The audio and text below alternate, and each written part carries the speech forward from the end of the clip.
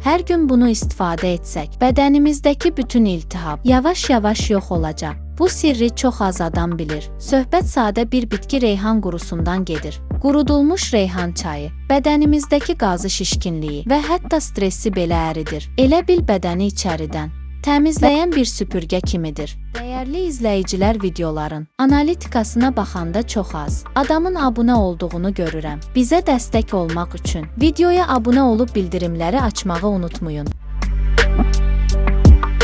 Tərkibindəki öjenol, sitronellol və linalol kimi yağ turşuları sayəsində orqanizmdəki iltihabı azaldır. Kükürt vitamin və minerallarla zəngindir. Bu da immun sistemini gücləndirməyə kömək edir.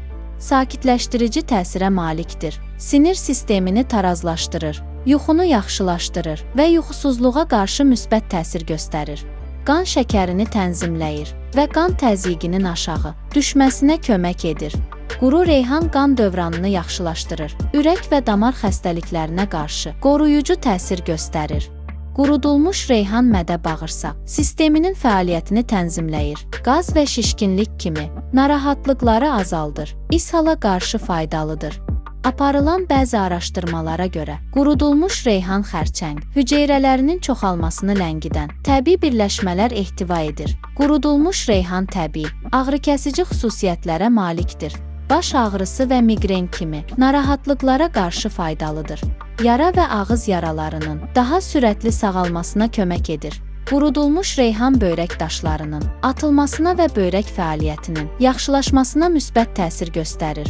Amma ən maraqlısı, quru reyhanın tərkibindəki öjenol və linalol bədəndəki gizli iltihab ocaqlarını söndürür. Bunu dərman edə bilmir, amma təbiət edir. Bəs quru reyhanı necə istifadə edək?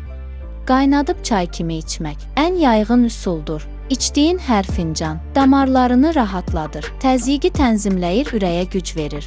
Həmçinin yeməklərə, şorbalara qataraq istifadəsi də çox faydalıdır. Bundan başqa şərbət hazırlayıb içmək də təsirli nəticə verir. Bəzi hallarda çiy reyhanı çeynəmək də tövsiyə edilir.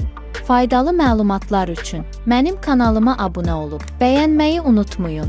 Bu videoda bu qədər. İzlədiyiniz üçün təşəkkürlər.